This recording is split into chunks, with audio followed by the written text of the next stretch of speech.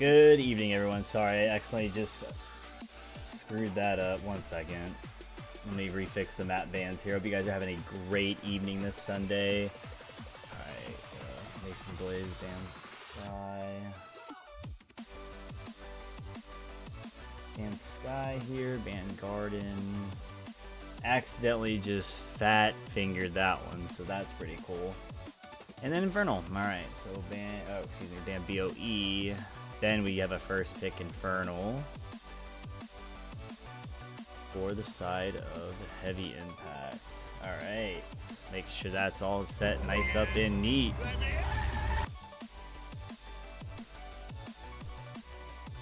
Timer started there. What is going on in the background? Appreciate the follow there.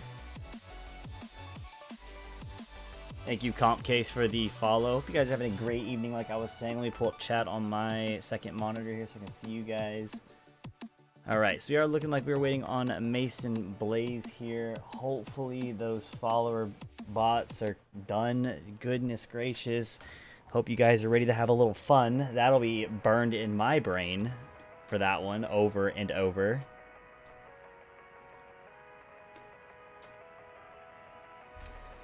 But nonetheless, starting out with Infernal Shrines selected over by Heavy Impact here. First pick going over to side of WildHeart Omegas. You know, I almost put WildHeart Omegas thinking of Frosty Wind. Frosty, if you're here, just know I thought about you for that one. I was very, very close. And you'll be on a little later. But I almost did it. I almost did it in favor for you. So it looks like timers have been started for Lupus here.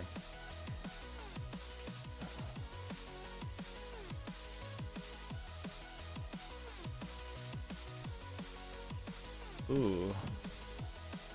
Nonetheless, guys, hope you guys have gotten a chance to play some Diablo 2 Resurrected. I sure have, and I have been having a blast when the game wants to work. But nonetheless, here, ready for some high impact gaming here. Looking for the high competitiveness here. That's why I actually love casting these games, because you get to see top tier players of our, I'd say, of this moment here play, besides CCL, of course. Basically, some of these guys that we do see are in CCL. Some of the ones that I've seen.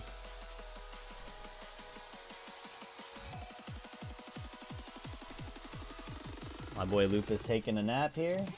Where's Mr. Tanker at?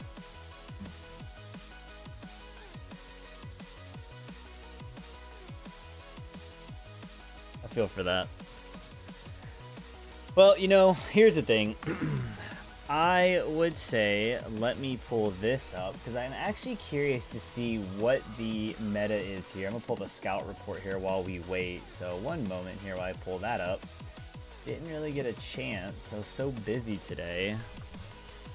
Not many weekends I actually get this much time off. Hopefully I can beat him to it. Alright, so let's look here. Let me find up Heavy Impact here, because I want to see what the meta's like here for them, right? I was watching a few of their games. Watching other casters here. Where y'all at? Storm Vision. Here. Please tell me they have a logo.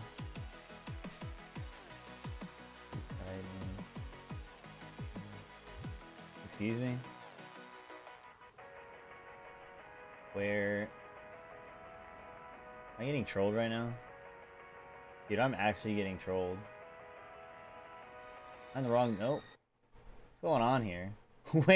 Where's the teams? Oh, unlucky. Oh, well, Lupus is here. Yeah, I'm ready. Alright, looks like Lupus beat me to the punch here, so... Looks like I won't be able to pull that up here. But, Infernal Shrines, here we go. Game number 1, best out of 5, coming up shortly. Well, we go into draft in a few seconds here. In the meantime, while we wait, going to do a quick commercial break here for a quick water break, and then I'm going to hit you up in the draft. Hopefully, we'll be switching over by then.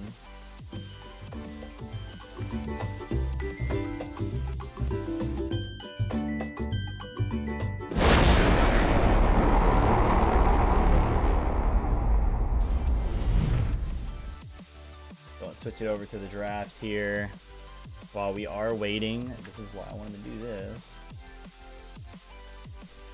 Oh, well, it's already popped up.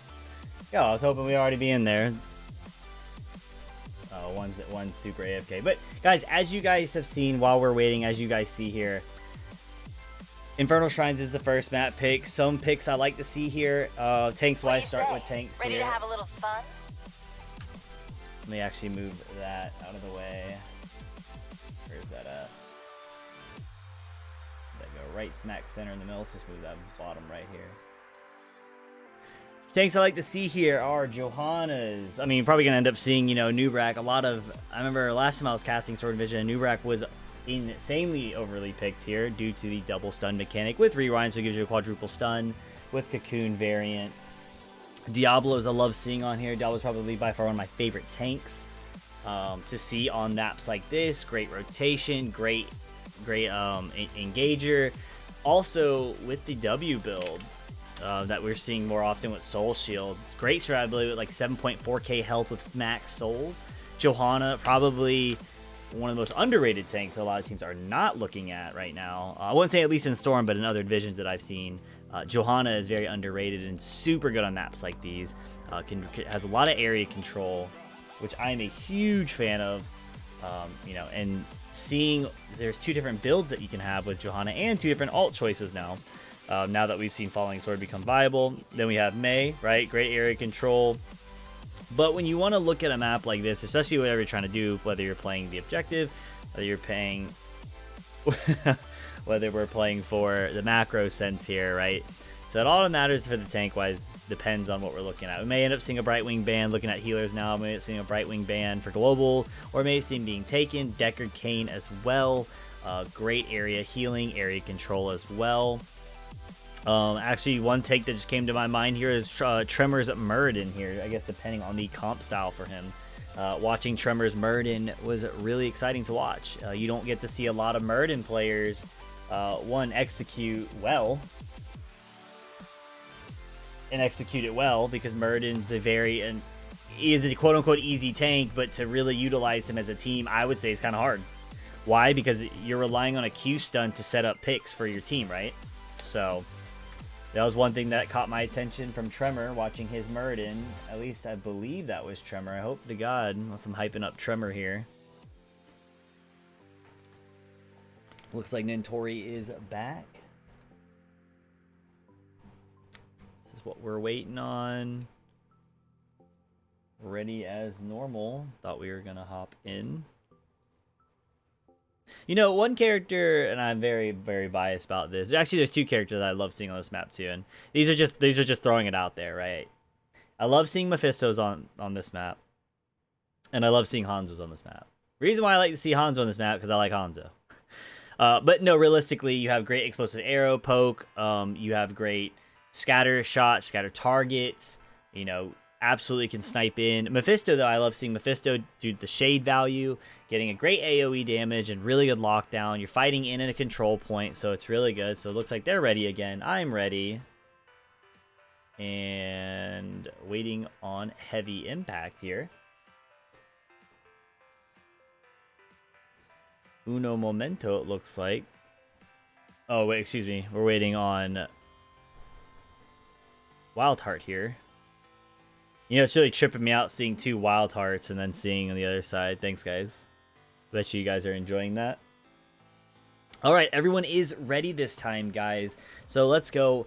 Game number 1 here on Infernal Shrines here out of the best of 5 series, Heavy Impact versus WildHeart Omega. First pick going over to the side of WildHeart here, looking at, you know, what are we trying to prioritize here? Is it that tank opportunity? You know, is it, you know, hey, I've seen this too. The Junkrats, right?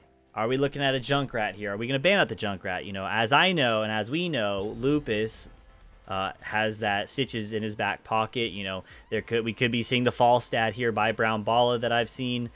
You know, we could see Hogger plays, we could see the Junkrat plays. You know, maps like these, I have seen at least a Junkrat, and I think Stitches too. So those are other options in their back pocket here. Okay, so Junkrat is the first ban here, and followed up is going to be Blaze. this.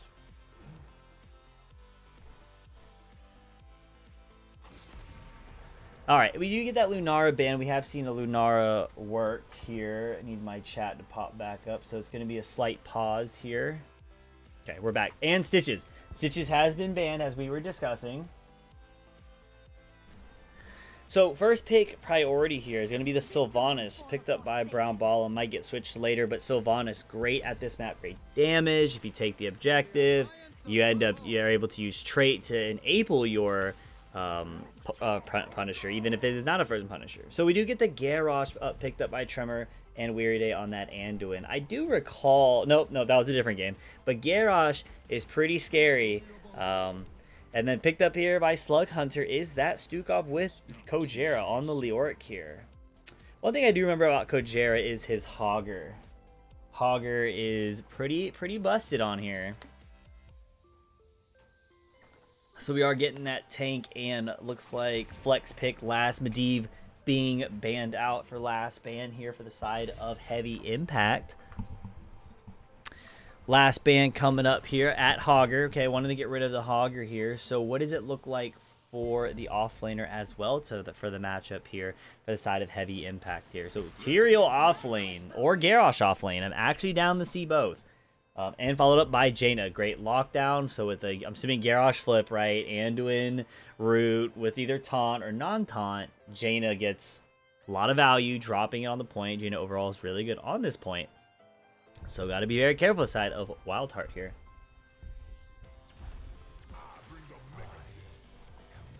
Is Lunara a target ban? You know, honestly, I am not. Oh, wow. Oh, my.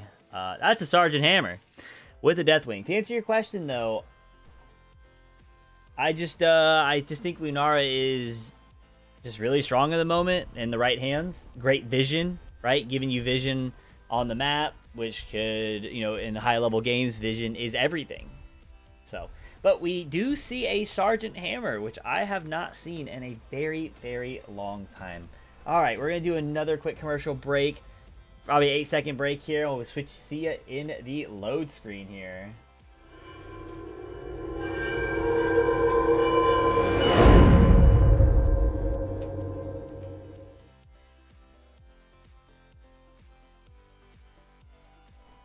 All right, we are back. Just like to make sure you guys see those there. So anyway, I'm really curious to see how Sergeant Hammer plays out, especially into a Deathwing. So we have triple front line with Sylvanas and Stukov here for the side of WildHeart here. And for the side of Heavy Impact, I'm really excited to see the Tyrael here. Oh, Tyrael and Sergeant Hammer, you really don't get to see those play too much. Garrosh able to zone and control with a Jaina lockdown and Anduin lockdown. So overall, really interesting comps for both teams here. It's just a matter of how much value does Sergeant Hammer get into like a Deathwing, right? You know, those are the questions that need to be asked, especially with what Deathwing can do to a Sergeant Hammer that's standing still. All right, let's introduce both teams, starting off with the blue squad here, juicing Heavy Impact. Start off with the Weary Day on that Anduin, Mason Blaze on the Tyrael, Infrared playing the Sergeant Hammer, Roger on that Jaina, and Tremor playing the Garrosh here. Now, introducing your red team here, we have WildHeart Omega starting off with Slug Hunter on that Stukov, Brown Bala on that Sylvanas here, and Tori playing the Deathwing, Kojera on the ETC, and Lupus playing that Leoric. Wow, I actually just noticed that. Lupus on the Leoric here. Now I wonder if that's a main tank. Leo here, with a Deathwing. Wait a minute. I was about to say with ETC offlane? Have to see here. Stukov going for the cheeky silence here. Tremor just right on the out of zone here. Deathwing coming in, poking in. Tremor just getting hit by everything here. Tyrael coming in for that wave here inside of Heavy Impact. Coming in aggressively with that Sergeant Hammer. Obviously, by the way, a great Sergeant Hammer skin. Love that one. Both teams going for the quick clear out. And now rotating. Then Tori walking off rotation here, slowing it down, slowing the pace down for the side of Heavy Impact here. Great stuns coming up. Doesn't hit him, though. And Lupus is on the main tank. Leo here coming in, getting flipped in. Easily negates it. Takes a lot of damage, though, but is able to get out. So that is an ETC offlane versus a Tyrael offlane. I am curious. who wins that matchup, right? Level 4, I believe, or level 7, ETC gets Echo Pedal, which gives him the AoE clear, so that'll be very useful. Loop is coming in, trying to get out, but taking so much damage here, but Slug Hunter being thrown in the first target here. Is he the first one dead here? No, it isn't. And here comes Garrosh, taking a lot of damage here. Sergeant Hammer doing what Hammer does best. Sieging down bottom. Don't mind me making my way through downtown here. And Nintori does not like this. And Slug Hunter looking for the root silence here. But here we go. Loop is sitting under 1k health, needing that heal. Both teams taking their respective camps here. Tremor coming in, looking for some soak. Oh, takes a little bit of free damage here. Wants to catch the XP, heals, but Tremor taking some damage here. Silence here might be the first one to fall. Nice pull by Weird Day. Under a 1k health for both tanks that we've seen now. Here we go. Here we go. Okay, so also let's take a look at the XP here. XP soaked here. So Tyrael is in the lead by, it looks like, not by much, nothing crazy. I mean, it might just be the wave, right? Yeah, okay, yeah, there's still more waves here, so ETC hasn't had a chance to take it yet. So here we go, Loop is being thrown in again. Leo being able to negate that. So Leo with this as the main tank here is actually really good due to the fact of what their comp is, right? They're looking for roots. They're looking for a flip root, right? And Leo is one of those characters, you know, obviously he's a bruiser, but with a Stukov that gives him armor, I'm assuming. Oh, wait, he didn't take that talent, excuse me. Actually trolling you. With the burst heals and can heal himself, but most importantly, can escape. See, as here we go.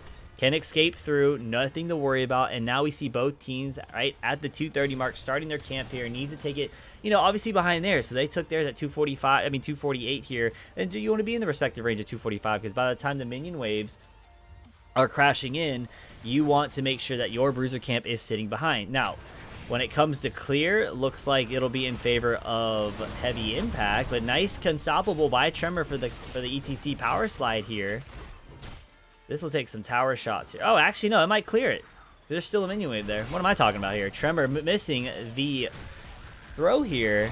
And Nintori coming in, using his Dragon's Breath here. I like, even though it's probably not the right one here. Brown Balla getting caught here, gets rooted. Nice catch by Weary Day here, getting slowed here. Might be a retaliation kill onto Weary Day being the first blood here. And Trevor taking a lot of damage here. ETC pushing away, creating some space for Brown Balla here. And now, as you see the side of WildHeart, they are clumping up together here, making sure they are out of range of Sergeant Hammer. And as you can see, Lupus is swapping for this one right here, for this objective, so he can double soak for Tyrael, or for the ETC here during this. But nice power slide, pushing Sergeant Hammer in, but nice shield over by Mason Blaze, but it's not enough. He's still going to get silenced and killed, and ETC might be the next one to fall, potentially. Not a burst heal. Slug Hunter put himself in a very awkward situation, might fall next. Is totally going to fall next, but here we go. Nintori and Brown Balla rocking out. Nope, here comes Nintori's Cataclysm coming through, trying to get the rest of the Punisher, Arcane Punisher. Mason Blaze doing a lot of damage here. Nintori should be the next one to fall here. Tyrael coming in, and Tremor throwing the Leoric in, and Mason Blaze hunting down Nintori. Doesn't get away. Unlucky, but they still get the objective here. And as we see Leoric clearing up top here. So I was right at first. I doubted myself. Look at that. Yep, it took no damage. I doubted myself. Look at me doubting myself. And the Arcane Punisher pushing into the wall. You know, getting some chip damage. Not the value the side of WildHeart Omega was hoping to get. You know, at least get the fort wall. But because of the 2-3 deaths there, at least you win the objective there, right? So I actually think this Bruiser camp, yeah, definitely did a lot more in favor to the side of heavy impact here. Now looking at talents here, ETC coming down. Before we look at talent, excuse me, just notating, ETC coming down to fill in the tank role. Looks like Lupus wants to handle the off lane, looking for the double soak here with Nintori being in mid. So now looking at level 7 talents here, Desperate Prayer for burst heals for the side of the Anduin here. Looking like you're kind of looking like the standard Tyrael build here. I think auto tactics shard coming. Heroes hit, but yeah, looks like that's coming up here. Hover siege mode, those are ones that we see here. Ice flows here. I believe the E build for Jaina is now the new play here. We'll keep an eye on Jaina here. I'm pretty sure that's the play here. Garrosh standard here, unstoppable as we've seen earlier. Okay, so we do get stage dive, makes sense with the Echo Pedal at level 7 here. And this allows for a globability, 2 globals on the side of WildHeart here, which I really do enjoy on this map. And with the Sylvanas pressure here, which is really, like I said, what's really good about having your globals is you can really space out your characters, especially against an offlane tier like this. But here comes Mason Blaze rotating down here. A lot of damage going on Tremor here, but Ring of Frost is going to miss Brown Volley here, but Tremor being the target here, and Tremor being protected here by Great Fear by Nintori here, negating the Holy Ward Salvation. ETC powers, or excuse me, stage diving in, looking for a potential power slide, but doesn't hit it. But this allows Leo, right, to get that free soak advantage, or that lane advantage now, which is gonna potentially miss the wave. Nah, he'll catch it because Jaina will catch mid, allowing Tyrael to rotate mid, but it still allows for some XP advantage here. Overall, really good plays by the side of WildHeart. Omega down bottom there, and Tori instantly fearing Weary Day here. Let's see if that happens again. Weary Day gonna hold his buttons there. And now we see a rotation. Topside bruiser camps will be taken soon. They do know the objective is coming up shortly here in Infrared, looking to do some damage onto Lupus here, wanting to take out that well prior to the objective here. Tremor holding anchor here, and they do scout this out. Tremor throwing it back here, and WildHeart does lose their well early into this, which is a huge advantage for the side of a heavy impact here. Jaina down bottom, catching the bottom soak. Play for 13 as soon as you can, but you also have Deathwing trying to get as much XP as he can. ETC is probably going to head down bottom to maybe match that. Yeah, with stage dive, right? So, going to go to the off lane here. Make sure he doesn't miss the soak. Yep, we're going to see him rotate bottom, and we're going to see WildHeart seeing what they can do prior to the objective. It's an immediate start here. That's really unlucky for that wave there, or for the bruiser camp here. But here we go, Nintori, they are playing, or excuse me, Kojera, they are playing for that 13 Tremor, taking advantage and seeing this here, looking at the Sylvanas here. Oh, missing, and Brown Ball being caught instantly, and Ring of Frost hits the Stukov here. A lot of damage being done on the Stukov here, and Lupus here, but they're gonna lose 2 members of the side of WildHeart, potentially even 3, but Lupus, I'd say 2.5, right, for Leoric here, because Leoric can come back to life and cheat death. ETC coming in with the double soak here. Catching the Echo Pedal here. And now the side of Heavy Impact being able to take down the first for it prior to the Mortar Punisher coming through. Alright. Middle Siege Camp being taken to the side of WildHeart Omega. And this is going to be a conceded fort with the Mortar Punisher. Now, let's see. Right, do they get keep wall with this push here, right? This is something that I'm going to assume is going to be taking a lot of damage here. They might be looking at putting pressure on the mid fort. So as we see Tyrael rotating here and have Kojera continuously pushing down bottom, keeping the team up in soak here. But oh, wow, look at Tremor caught in a bad spot here. But here comes Kojera trying to catch one out, and they do. And they missed the Ring of Frost here. Jaina being caught in a rough spot, but here comes Trevor taking a lot of damage here. Nice desperate prayer here, but Jaina does fall to Nintori. Instantly feared here. Instantly feared. Brown Balla trying to cancel out the Anduin here, but it was already down here. Tremor looking for another engage. Great body spacing by Kojera here. Lupus being thrown in. Nice. Unstoppable. Getting away from Weary Day, but Lupus might be the next one to fall. John Cena's going to be jumping on him. Punisher is looking at, but Taunt is instantly casted onto the Kojera here, and they're trying to keep Kojera alive here. Great route by Weary Day, but yeah, this is 100% going to be a keep wall minimum. And nope, never mind. This is going to be looking like a keep early in the game. This Punisher is still at 75% here. Here we go. This is Infrared. That's Sergeant Hammer putting in the work in the back. Pump away, Sergeant Hammer. Pump away. Look at this hover mode getting the value here. And Tori trying to do what he can to protect his top keep here. This is surely, you know, a clip. This is 100% a keep here. I was like, this is surely a close keep. Look at Mason Blaze creating space for Infrared. Oh no! Oh, you're so close. I'm trolling you guys, but great save by Tremor here. But here comes ETC with the stage dive, catching the Tyrael, but he should be able to holy ground the area here. Stukov missing his silence here. Tremor trying to make space for his team, doing what Garrosh does best, and instantly pushing away. Great recovery. I was wrong about the keep, guys. 832. Unlucky for me for not... I thought they were going to get it. They were close. I'm sure they'll end up sneaking it shortly. What do you say? Ready to have a little fun? All right, so great stuff outside of heavy impact here. Tremor doing what Garrosh does best, engaging and disengaging. But one thing I really want to note out here, Mason Blaze really creating that space for infrared there, with Holy Ground, putting it on so no one can really CC him at first. Plays like that really do, help you out in the long run here. Weary looking for the cheeky ETC catch to throw him in, but Tyrael getting that top keep, as I was saying here, that was gone, but this is being acknowledged here, so we do see a quick rotation down bottom. They want to force this. Tyrael is going to be late for this. Here comes Lupus flanking the back line, Cataclysm being pushed in, and they're going to look at Anduin to catch Anduin. Here comes the global ETC stage dive here. They're going to look for the power side onto Anduin. Anduin being the first one to fall, but nice hey, by Tremor here. Throw me, I'll pull you. Really good save by Weary Day and Tremor in tandem. Great save. That is awesome save and play there.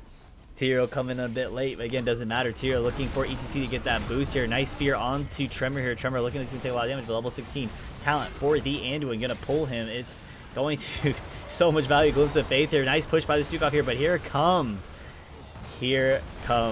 the Sanctification. I lost my train of words here, but a lot of damage being done on Lupus here. Brown Ball taking a lot of damage. Same thing with the ETC and the Deathwing. ETC potentially looking like the next one to fall here. Mason Blaze trying to block out the ETC, but taking so much damage here. They save themselves. It's okay. Lupus falling here. He'll be coming back. Cheating death as always as his passive here. But they are going to concede another fort here. ETC backing off, rotating top side to use and abuse that global. Right, they're still in the race here, race of 20 here. So this gives WildHeart one or two more opportunities to take that chance for another fight here for the Frozen Punisher here.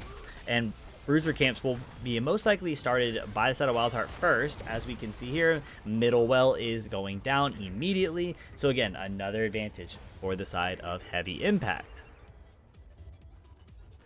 And as we see the rotation immediately onto the Bruiser camp here. So, this is really good for the side of Heavy Impact here, right? You have your catapults every wave. It's going to do a lot of damage to those Bruiser camps over time. The wave will be flooded in top side. So Kojera is going to have to stay top on that ETC until the last second, until he needs to engage, right? Infrared being protected, as I was curious how the Sergeant Hammer would play out. And honestly, it's playing out amazing for the side of them. Here comes ETC coming in, looking at Tremor here, super low here, underneath 100 HP, but instantly back up to 1k, but Kojera with under 2k HP now, and Frozen Ring coming through here. Instantly Tyrael looking to do a lot of damage here, catches Brown Ball, unlucky, but a lot of damage here. But the 5-man teammate going inside of WildHeart, everything happening so fast, losing 2, but hey, you get the Frozen Punisher.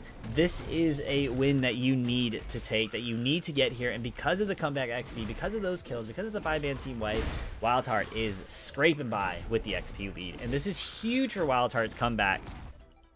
Right, comeback for this game here. So top will probably be focused on shortly here to mitigate this. Yep, as we see, Deathwing already trying to handle this. Lupus heading up top here. Are we looking at a 39 here to at least get Sylvanas up with the Frozen Punisher? How are we going to look at this play here, right? So it looks like they left Stukov on because he's a slower character to take this, but they did that. One, to mitigate the top pressure, but most importantly, right, stall for your teammates here. Right, 39 it is. Brown Balla coming in, but here comes stage dive, so ETC can go flex wherever he needs to.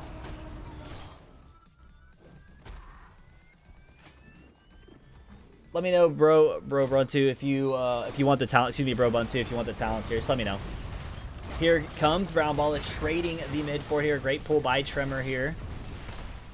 Frozen Punisher coming through at level 20. We'll take a look at the talent pick here, and Leoric putting some pressure on the fort. The whole side of WildHeart putting pressure on the mid fort here. Tremor taking some more stun damage here, but my god, look at the damage completely done to this Punisher. They get the mid fort here out of 4 of them here. Level 20s have been selected, so let's take a slight look at what level 20s we have here. We have the Push Comes to Shove level 20 perk here. Bolt of the Storm for the Sylvanas here. Really good against the Garrosh here. Garrosh taking a lot of damage here. Gonna sidestep the Conflagration here, which does so much damage here. Crowd pleaser, buried alive as expected from the Leoric here. Holy ground. They're going to wait this one out, stall this out. Don't want to get it taken away from them. And here it comes. They're going to be taking this. And Mason Blaze just chilling on by, waiting for the level 20s, right? Respectively, level 20s here. And Arrival of a God here. Wow, 400% damage. My God.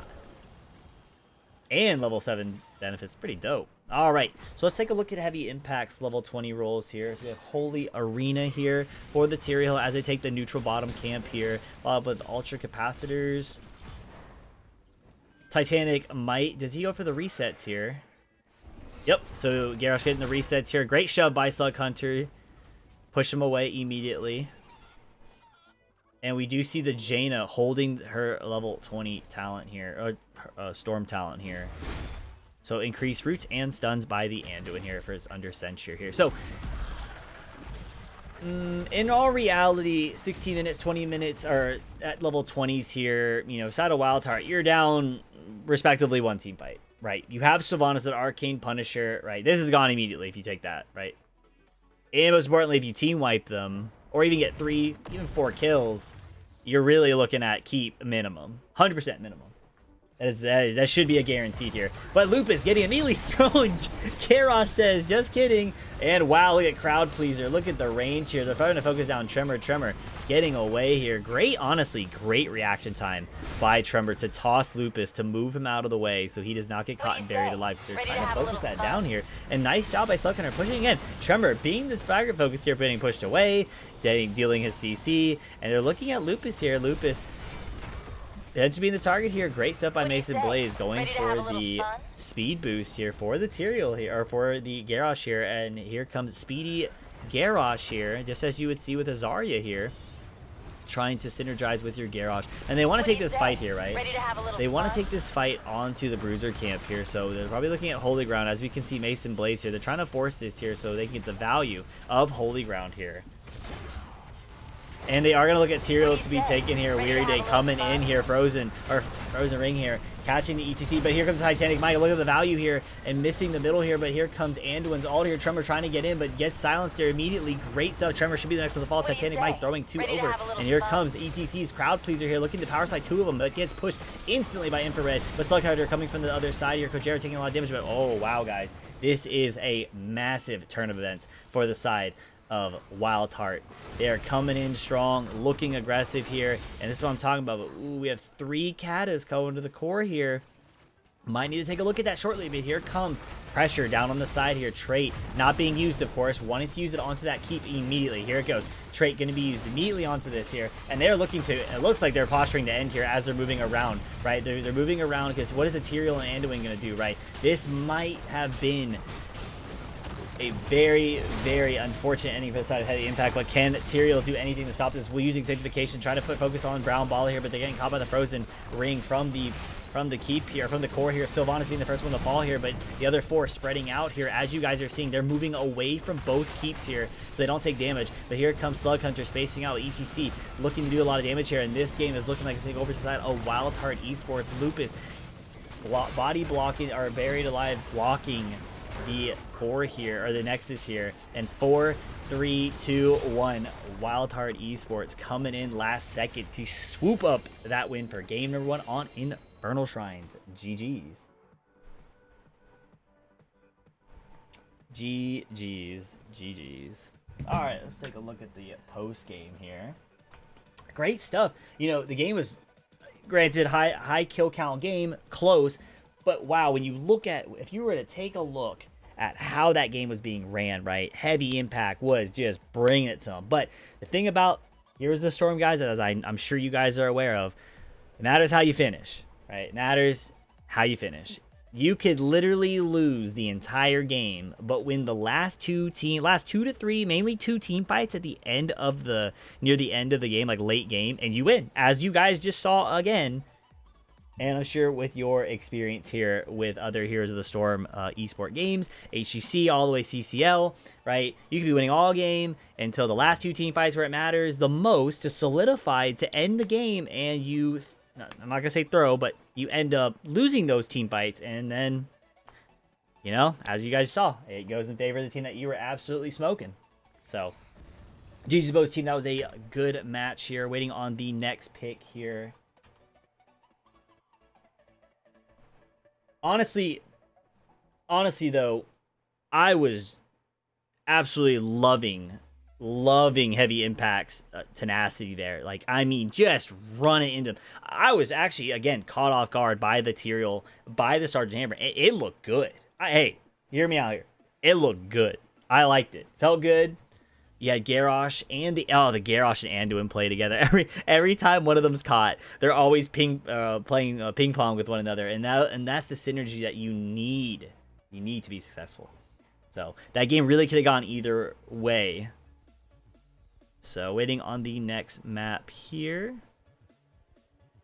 I see you guys are more in. Hope you guys are having a great Sunday evening going into Saturday. Or, excuse me, I wish it was Saturday.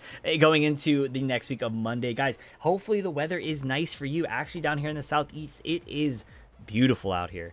The weather is finally hitting 60 degrees. You know, I always thought that summer was my favorite season due to my birthday. Nope, it's too hot down here as the older I've gotten here. So we are on Towers of Doom, selected by, do that, WildHeart here, boom. But we do have beautiful weather down here in the southeast until a hurricane comes through, which I do think there is one on the way. So if you guys don't hear from me, I'm probably floating on an island. That is for sure here. All right, guys, I'm going to do a quick commercial break here while we wait for everyone to get ready, and I'll be right back with you.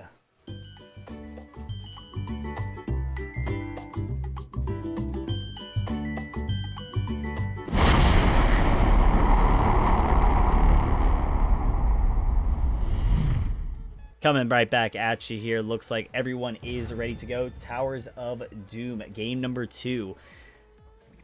Best of 5 here, Heavy Impact versus WildHeart Omega on Towers of Doom here. I'm curious to see, do we get a Hanzo, baby? I love seeing Hanzo on here. Again, just my little favorite. Just, we'll always say that every cast. So, wink, wink at anyone who takes it. Like, take notes on the side, you know? So, Anubrak being the first band follow-up.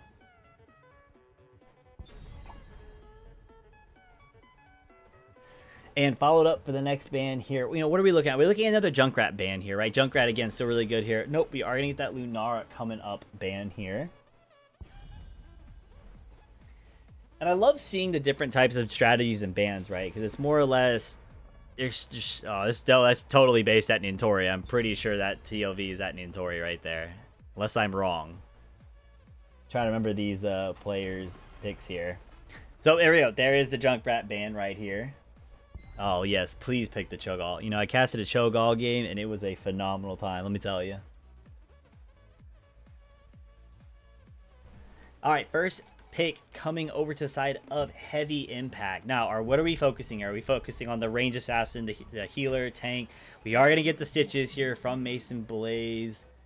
Either that or Tremor, since I do know Tremor plays a lot of tank. What do you say? Ready to have a little fun? Incoming Stukov and Sylvanas. Here we go again from the previous game here. So looking a little familiar here. And they may end up going Deathwing again, right? Appreciate the follow, Akbar. Thank you, thank you. Go Brown, or like I was saying about Deathwing here. Deathwing, great at not getting caught by Stitches. But let me tell you, though, Stitches can bring fear into your enemy team here. So we are looking at a very classic comp here. You know, minus the Brightwing. Malfurion would have definitely been a classic. So what I mean by a classic pick, I mean Stitches and Falstad. Gorge, gusted away, instantly free. Typically a free isolated pick here. So the Anubrak 2 was banned out first. Obviously, you would think right off the bat, okay, well, great double stuns or quadruple stuns late game. Well, obviously, Cocoon for these Stitches to immediately negate out the Gorge here. So, great pickup for Heavy Impact.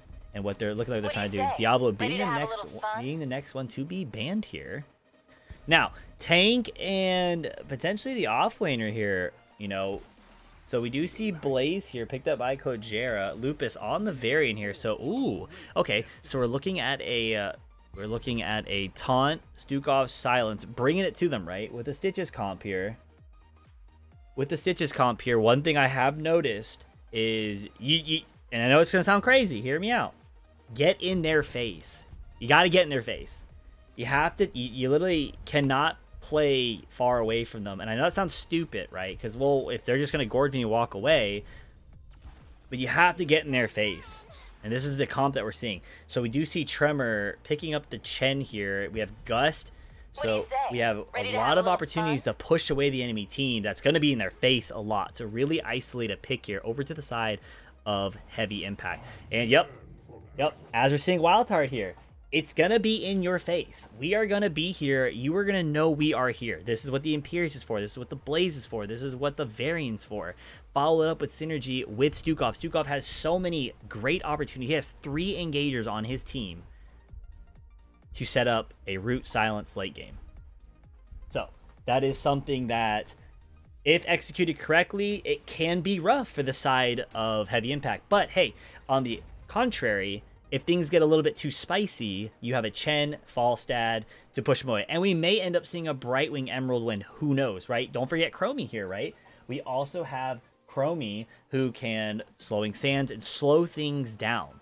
There is no cleanse other than one I think of is Kojira's cleanse if he goes that. And Sylvanas late game. All right, let's go ahead and switch this over in just a second. So pop this over here.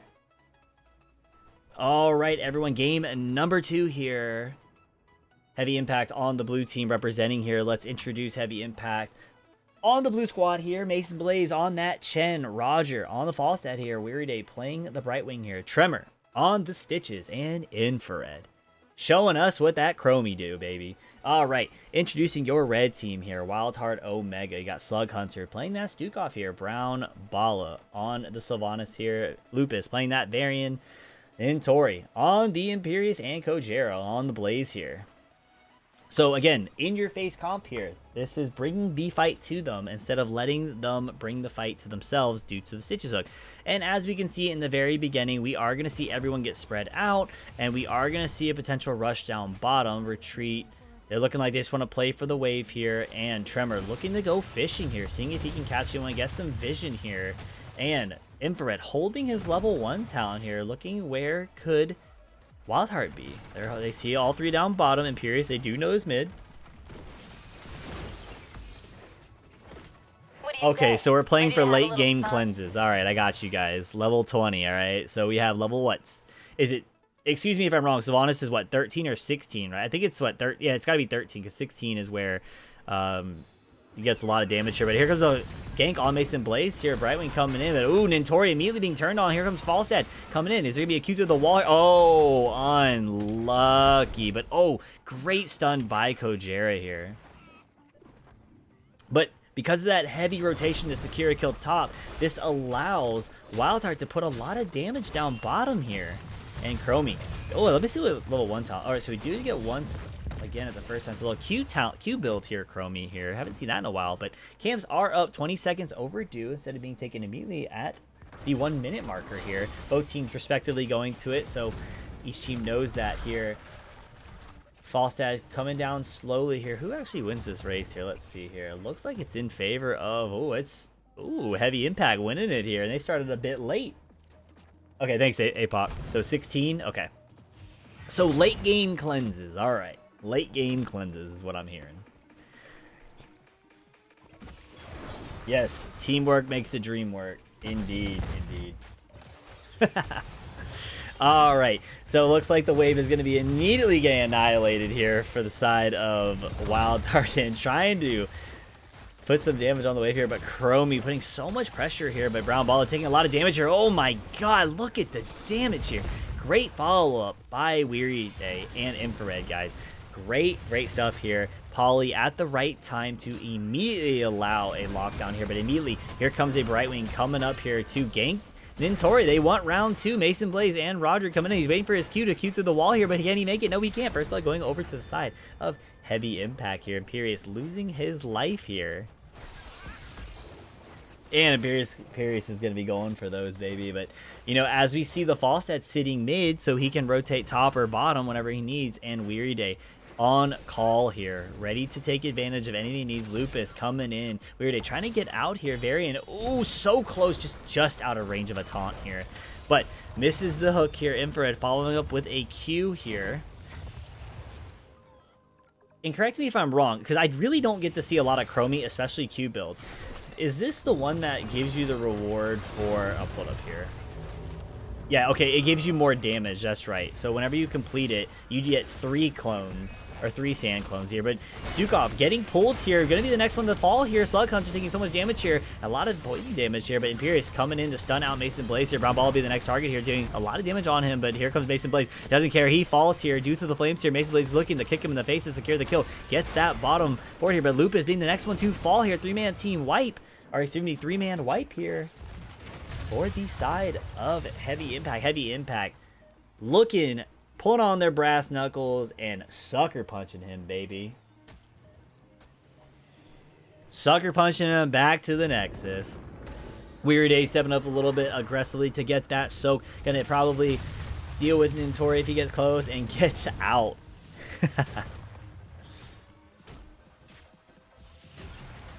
Yep, and that also allows Falstad to be as flexible as he can, right?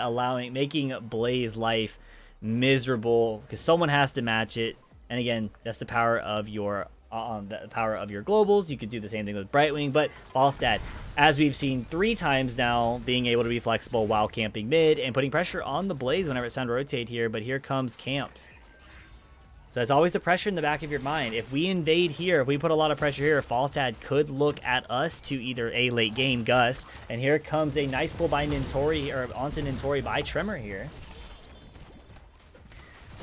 And looks like there's going to be some pressure down bottom here. Slug Hunter wanting to secure this in, and great stuff. Pumpkin Sappers coming in and doing a lot of damage to the wall here. Falstad looking potentially at bottom here. Yep, idling mid, waiting for the wave here, deciding, do we want to force bottom, or are we looking to gank the... It looks like it's going to be coming down bottom here. Teamfight is here, but it looks like Kojera is rotating as well, so Chen will be a little late here. Falstad cancel... Hold on, wait a minute. Yeah, it looks like he canceled it, right? He's really close here, but Kojera coming in, looking to be aggressive here. Chen is being called, but probably being told, hey, we're not being aggressive here. We're just going to look to soak here. It's allowing Mason Blaze to catch a free soak in mid without any contest here, and allows him to take their side for a equal trade out here. Stukov going to be potentially the one to take it here, allowing Kojera to soak here, and we're going to see pressure down bottom here. Yep, this is what we're seeing. We're seeing pressure down bottom here, so we are going to get that equal trade out. And this is really good in favor of Heavy Impact because they get a level 10 advantage. Excuse me. Trevor taking some damage here, but as we see level 10 here for Blink Hero, but nice taunt onto Stukov here for Lupus to help mitigate that gust, or the potential gorge, right? Probably not the best targets is right there, but level 10 is going to be coming up shortly here. Looking for a cheeky snag by Tremor here. Gust play is still up, so we might see something quick here. Sorry about that, Goon. I don't mean to get y'all dizzy with the camera action here. My bad. So, oh wow, look at the wave here. Wave coming in from Mason Blaze. This is super juicy here. But here we go. They do see Mason Blaze here, so it looks like WildHeart looking to set up something potentially. And, oh, just barely missing Nintori coming back here. Loop is coming into Gust and try to pull him away. As you guys just saw, a nice Gust and 2-way. Here comes Tremor, easily eating Kojera here, but probably going to pop down the bunker here to get out, allowing him to buy some time. But here comes another hook, but here comes Lupus. Got to get pulled again. Getting bullied into a corner to the wall here. Nice pull again onto the Varian here. Bavarian getting all his protection up, and Slug Hunter trying to CC him out. And it's Varian going to be the next one to fall here. A lot of protection coming up here. Yep, he's going to be the next one to fall here. But here comes a nice catch by Nintori onto the Mason Blaze here. But a lot of damage coming on the Mason Blaze here. A lot of damage. Slug Hunter needs to get turned around as they both die here. And it's a 2-for-1 trade here. And here comes Nintori wanting to fully commit here, popping his ult, looking at Infrared. Oh my god, he ate it, but not enough damage to solidify the kill here. Pre-taps are going to happen here. They do not want to give this. They can stall for this. Trashing the Stitches here, but oh, look at the damage. Great cleanse by Weary Day, but is it enough here? And here comes Falstad coming in. Gus is going to be up in just a second here, and they are going to catch him, but there isn't a Gorge up yet. Roger coming through, holding the presence here.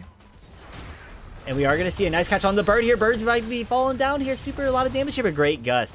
Gust is then used, which allows WildHeart to potentially grab it here. Mason Blaze coming in. They're looking to stall out the tribute here, or the channel here. Varian being isolated out. Great slowing stands, and oh, that's unlucky. Kojera trying to give the Varian a bunker here. They concede this, and as you guys can see, Stukov and Sylvanas rotating out. We did see, you know, with Nintori falling here and the Varian obviously dying there, just time to get out. Live to fight another day for the rest of the team here. You don't lose bottom yet. You are going to get some pressure here, though. And the rest of WildHeart should be rotating down bottom shortly. Imperius heading down bottom. Varian should be heading down bottom as he spawns. So if Stukov gets here in time, I believe you can stall this, right? But you do put yourself in a very vulnerable position here. Actually, bottom might fall. Nice job by Nintori to try and catch it here. But correct me if I'm wrong here. With Stukov's silence, doesn't that block or stop their run here? Run animation here? Nintori getting a lot of damage here, but oh, Brown Bala being caught out here, looking to provide some help for Nintori here. Varian gonna get caught again, dying and being sent back on reset here. And that is 2 dead with bottom 4 taken. Becomes a keep later at, I think, the 13 or 12 minute marker, I want to say. I do know those convert over to keeps late game, for sure. I think it's 13 minutes in, though. And here we go. Nintori holding down a choke here, looking to see if they can catch one. But, oh, no. Nintori being the next one to fall here. Playing a little too aggressive here. And, oh, here comes Kojera getting caught as well. Chromie looking for the sands here. But Slug Hunter might get turned on with this. But great push by Slug Hunter to provide some time for Kojera to get out. They might look for another cheeky. Yep, he's looking for the opportunity to look for a cheeky hook here, but with Gorge down. 7 seconds with Gust up. They may just eat one, and a Gust might come out immediately here. Oh, nice stuff by Mason Blaze, looking for an isolation here. Great isolation here, and here we go. Pre-16 fight, no pre-16 fight here, and Varian backing off. Again, the power of Stitches. I will say that. You don't know how, you don't have vision, and you don't want to check, you don't want to face check a spot where Stitches could be alone, especially. But both teams are equally good against one another. But oh, nice W catching onto Stukov here, but they do miss, and oh, 3 abilities miss here. Slug Hunter being caught out here, but is it enough here? It is going to be enough here. And they mistimed the follow-up here, but Nintori getting caught too. Great follow-up by the Chromie here. A lot of damage pumping into Nintori. Super close to dying there. But oh, there goes Mason Blaze catching Lupus here and mitigates it. But here comes Gus. Gus is going to be used aggressively here. Nice job by Roger looking at Brown Bala here. Brown Bala, can he get in time? He cannot. He does, but he does fall because it does die. No way.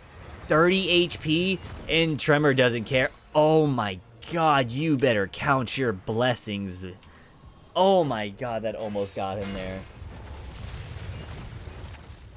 At one point it did. I don't know if it still does. I feel like it might. I do remember leaning Wave of Force if you catch. So if this is the wall still here, if you Wave of Force in front as they're about to crash in, you can glitch them there. And I'm pretty sure it still worked for Stukov. Again, I'm not sure. I don't encourage glitches like that, but I just remember seeing it. But Tremor coming in, doesn't care, wants to scoop the Sylvanas here. No cleanse here, but here comes Mason Blaze pushing him in, but here, geez, Brown Bala dead on cooldown. Tremor making it hard for him to play the game here, but Lupus potentially dying again here, and 3 down here. A lot of deaths here for WildHeart here. 16-1.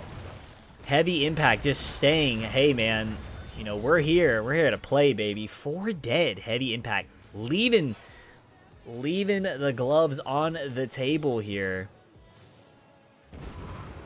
It doesn't anymore. Okay, so that is now done here. So that is GG, or yep, that is GG's over here. Mason Blaze taking the final shot here. So 1-1 in our series here on Towers of Doom. 32-0. GG's indeed. What a game. What a game. You know, and as I was saying about WildHeart's draft, it's really in their face, but the way that we saw Heavy Impact handle the in-the-face comp was Gust. Was actually abusing, as we saw, Wandering Keg on cooldown, right? The minute that they stepped up to be aggressive, Chen's just disrupting the back line. Or if it's not in their favor, Gust pushing them out, right? So a lot of stuff in the favor of Heavy Impact. But again, still, I think it was still the right idea to play an in-your-face comp. Just unfortunate that the amount of CC capabilities that we saw with Heavy Impact really disrupted that.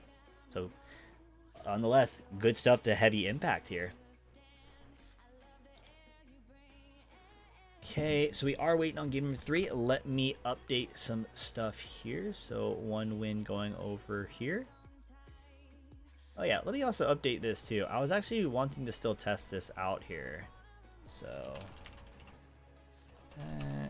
and there we go. See if this works here. So we do get that update here. Let's go to our map bands here, see what's next. Talent works if cast from where pumpkin starts to detonate. Gotcha, so pretty. Yeah, that's what I thought. Like, you can catch them when they're running. I do remember that. Okay, Tomb of the Spider Queen has been selected here. Tomb Spider Queen picked over here. Oh man. Yeah, man, you're missing some good games, Semper5. Missing some good games.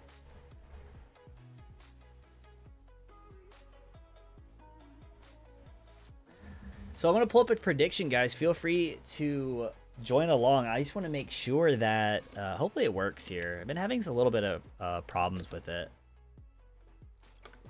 off the stream deck here. It's a hit or miss, so hopefully it works for here.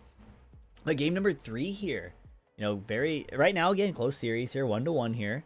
Tomb of the Spider Queen here. I am curious if we are going to be able to see a Johanna here. Diablo here. I'm trying to think of the other tanks, as I was saying earlier, as we were saying about Infernal Shrines, right? Seeing characters like, as I was speaking about with the Infernal Shrines, great AoE clear, but only before they start running, I think. Only before they start. You know, I believe when I remembered it, you could catch them in general. You know, so they might have to be that skill specific. It's not really worth doing it anymore, clearly, if it's at that point. It's not. So, all right, looks like Heavy Impact is ready. We are waiting on the side of WildHeart Omega here. Here we go. Game number 3 coming in here. Put up the draft here and start the prediction here. Get the predictions rolling out. Hopefully it works. I hope it does. Maybe not. Maybe it only works for my channel. No prediction, I see. Unlucky. Well, I guess we don't have nice things here, right? Alright, watch it like pop up on my stream. So first ban going over the side of WildHeart here. I think it used to be so busted with Stukov, you could literally just catch him. So yeah, so it looks like was it Unaverted that said that? Right? I missed that. Where is it? Yeah, Unaverted was one telling us that. Junkrat ban and Lunara ban here. So it looks like these are some standard bans for the draft tonight. Following up here, are we going to be looking... Okay, so we do get the Brightwing ban out here.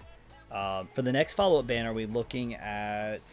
I mean, so typically one team bans out Lunar and Junkrat here. The next ban come up to potentially be a healer, so they want to mitigate. They want you ban our healer, we'll ban yours.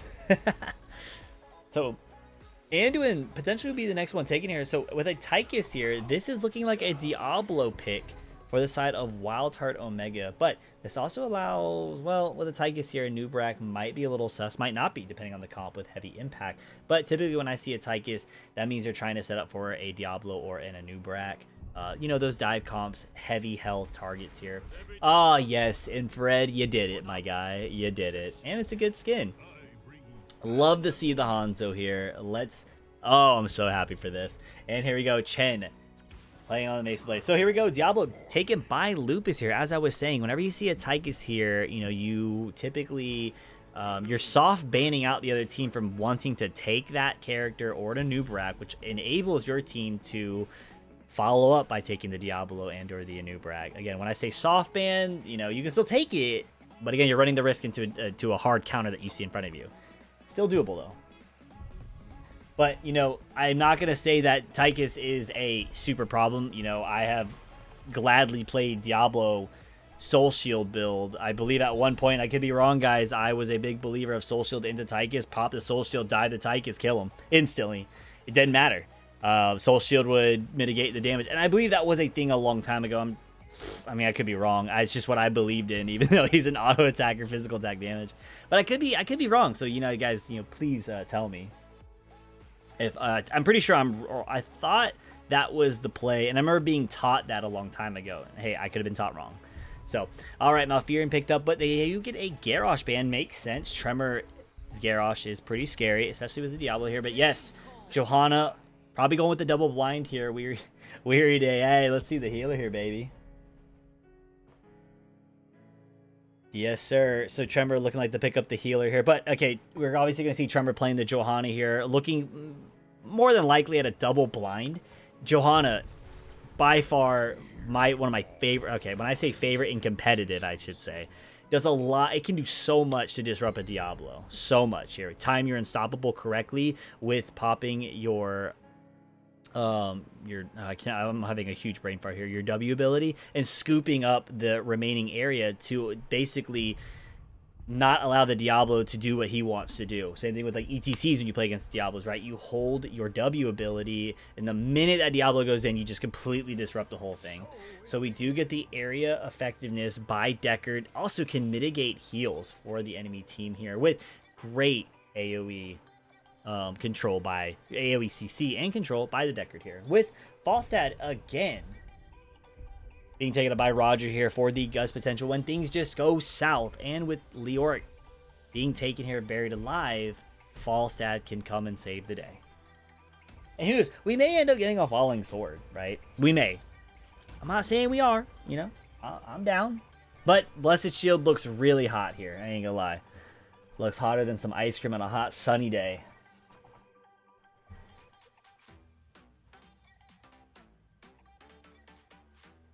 Alrighty here, guys. That stinks that I couldn't get the predictions up here. I was really hoping to get that up for us, but I guess, I mean, it makes sense why it doesn't. Unlucky. Alright, so let's go ahead and do that quick matcherino, and I'll be right back with you.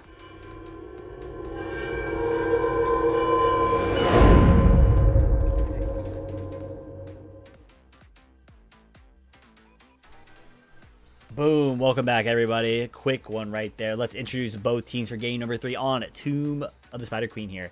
Makes the plays on that Chen again. Tremor. Wait. Okay, I was making sure I'm reading that correctly. Tremor playing the Decker here. Weary Day playing the Johanna here. Infrared playing the Hanzo and Roger. On that Falstad here. Introducing your red team again for game number 3 for WildHeart Omega. Slug Hunter on the Malfurion here. Brown Ball on the Tychus. Kojira playing the Rexar. Nintori on the Leoric. And Lupus on Diablo. I said wait because I had a huge brain fart here. Great starting stacks already. 3 stacks. We'll be keeping track of that. Infrared getting some vision here. But okay, let's see Weary Day's tank here and Tremor's heals. We do get that switch here. Because that threw me off at first. Makes him wow. And here we go, quick clears here. And we do get the level 1 heals for Laws of Hope here. Misha, unlucky, dude. You're just gonna... Kojira just letting his pet die. Somebody call PETA. Unlucky here. But I am curious to see how the tank switch up goes. But Lupus taking some damage there by the Hanzo at 7 stacks already. And here it comes. A lot of focus going on to the Diablo here. Roots coming in to help mitigate here. Diablo flipping over the Weary Day and getting first blood onto the tank here. Great flip Q out of a awkward situation and enabling your team to do a lot more. So this is a 4-man Rexar. Level 13, you see it. We'll see a great power spike with the attack speed. And I believe you get a bit of AA range. But the additional functionality of the Misha to stun out a target with Diablo is going to be nice, especially against the Hanzo. So Leoric doing what he does best against Chen, you know, instantly, excuse me, healing off the Chen off whenever, just like that, whenever he's trading up, drinking his brew, we should say. But as we see, Mason Blaze is just going to bait out and get out. And here it goes. Great follow-up stun onto the deck here, but can Brown Baller do a lot of damage here onto Tremor here? Tremor taking a lot of damage, but getting out.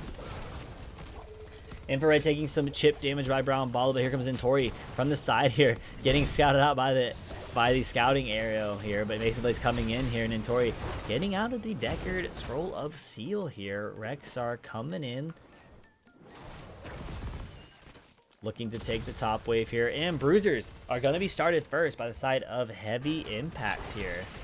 Let's see how stacks are going for Hanzo. 7 stacks already, looking good.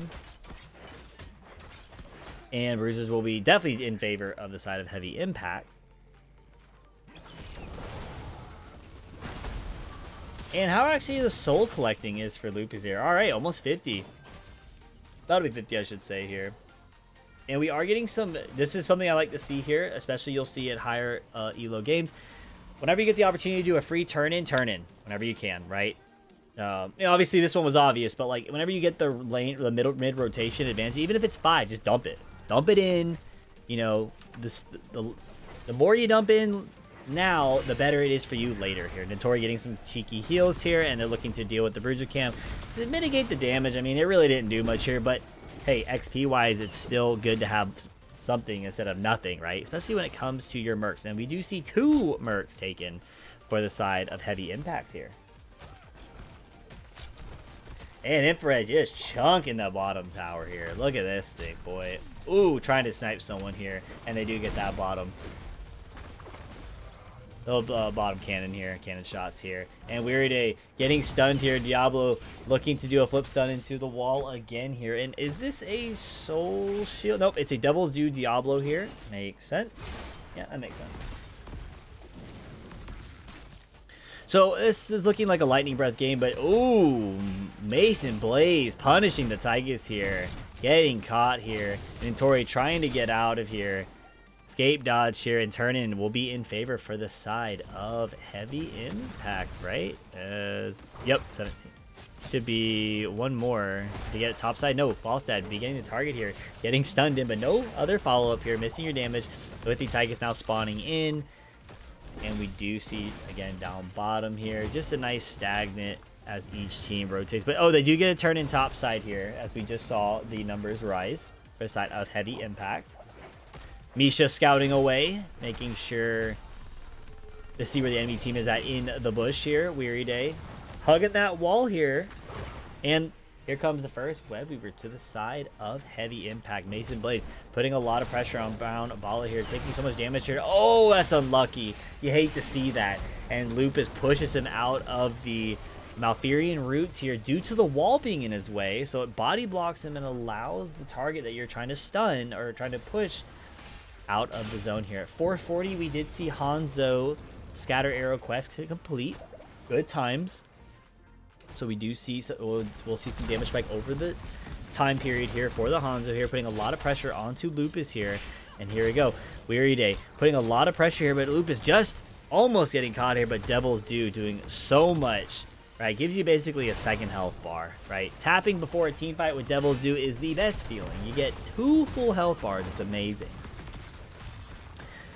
Souls completed for the Diablo here. Takes a look at that. Takes a globe, has more health coming in. Let's take a look down at bottom here. Kojira holding it down with Rexar as best as he can, looking to help handle the Chen here. Leo holding top here, but oh, Misha gonna fall here next. Unfortunate. Well, will fall as well in the bot lane. Falstad looking to be aggressive onto Kojera here, as we can see, and Kojera will be the next one to fall here. And this should be a free bottom fort now from the power of Falstad here, right? So 10 is in favor of heavy impact for the kills and for the structures here. But also, as we saw earlier, they took both their camps.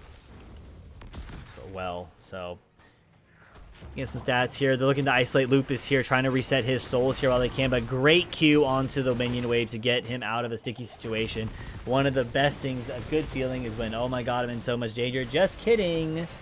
I got a minion wave right there to get me out, baby. We are free here, but ooh, meme strike is in effect. I love to see it here.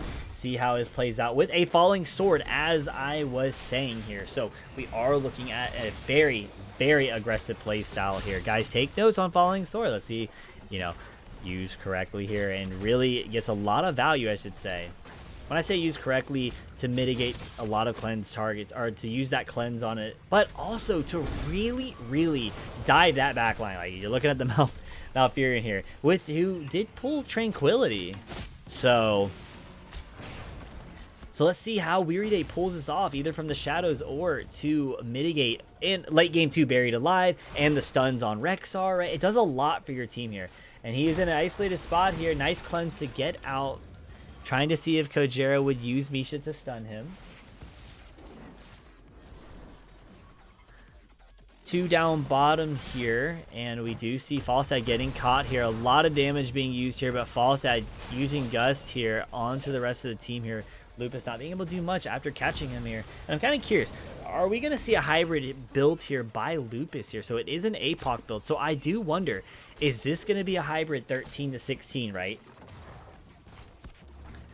So we are going to see Kojera trying to get caught out here. Nintori coming in to support his teammate here. Misha coming in. Here comes a meme strike. Oh my god. Look at the damage on Leo. Oh my god, the memes. Nothing but memes. Great sidestep by Lupus. Target focusing Tremor to get out of a Deckard route here. But wow, the meme strike with the value here. Even though I got Misha and Leor, but look at the damage. Oh boy, look at that damage. Oh my. Disgusting. And we still see Falling Sword still used here. Still hasn't been used here. Really excited to see this in play here. So 2 down bottom. WildHeart gets their turn in here. So 1-1 for turn-ins now here. Great cleanse by Johanna to stop the Diablo from stunning and CC chaining into the wall. Damage coming in wise. Take a look at some damage numbers here. 32k over to the Hanzo compare. Oh no, Lupus getting caught into a wall here, but it doesn't matter. I mean, look at the amount of damage here and the rate. It's negative 75 heals. I mean, he just stun locked in. My god, Falstad gusting it into the wall here, but target focus on Slug Hunter to pull them in and mitigate the run distance for Weary Day. Hey, but by the way, great grenade by Brown Balla there to mitigate the sleep interaction from Tremor here. Stay a while and get wrecked. It did not happen. Stay a while and Deckard got sleepy and then gets stunned out. So great stuff by Brown Baller from saving the rest of his team from getting caught here. Slug Hunter was almost in a bad situation. Could have gone worse, but nonetheless, great reaction time here. So Diablo, no longer the Lord of Terror that he is, more or less like a soft kitten at the moment with just some fake spikes on the back until 100 souls.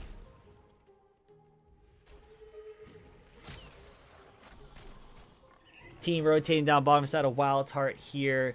Heavy impact in favor to get a turn in. Roger holding top side. They don't know where WildHeart is, so they do not want to show, but they are looking to either look at Mason Blaze or see if someone's in the choke here. So bruises are taken. 13 is almost in favor for both teams here and is now in play for WildHeart here, and they do scout out. Great Hanzo area to scout out of bushes here. So we are not going to get the hybrid build. We're going to get a full W commit here. And here it goes. Blue team, heavy impact, getting the second web weaver, but nice cleanse onto Diablo here, but Mason Blaze immediately pushing him back in. But here comes a behind the scenes interaction for Dragon Strike here, and no one dies yet, but Weary Day coming in, catching a 3-man, but great route by Slug Hunter.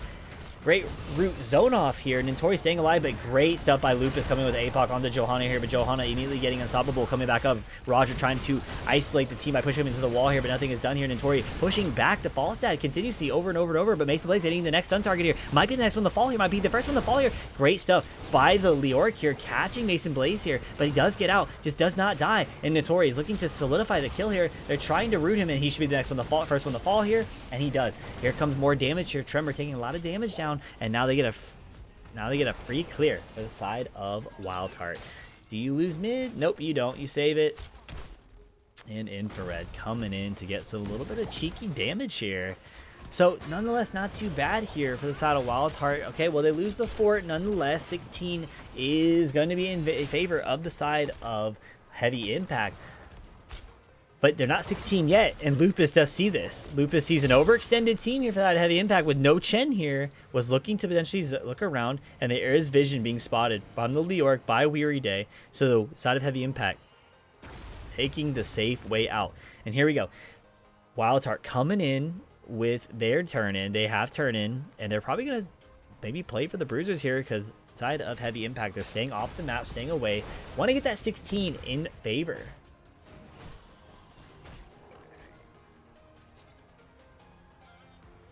This is a game of cat and mouse. Now, just kidding. It is more of a game of, I'm going to take your stuff. We know we're safe here. They're probably on our Bruisers. So we are going to take our Web Weavers safely, right? Waves are pushed up mid and top well, and great play over by the side of WildHeart, but also great play for the side of Heavy Impact, right? Knowing that, hey, you know what? We get a free clear, or we have a potential chance of getting a free clear. They're going to deal with the Bruisers here. And we get a free clear top, which is a priority lane due to Boss, right? So as we see here, Boss is not been in play yet, but mitigates the damage there.